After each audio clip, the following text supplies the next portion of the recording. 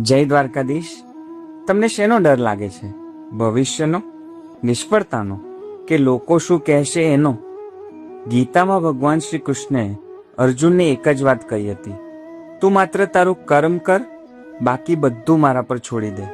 તમે ભૂલી કેમ જાઓ છો કે જે રથ પર તમે સવાર છો એનો સારથી મારો દ્વારકાવાળો છે.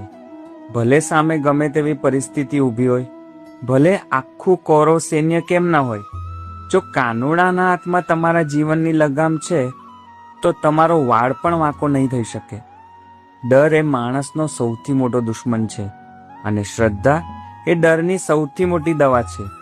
જો તમને એ ગોવાળિયા પર અતૂટ વિશ્વાસ છે તો દુનિયાની કોઈ તાકાત તમને હરાવી નહીં શકે. છાતી કાઢીને મેદાનમાં ઊભા રહો અને કહો, મારો ઠાકર મારી સાથે છે. વિજય તમારો નિશ્ચિત છે. જય દ્વારકાધીશ. રાધે રાધે.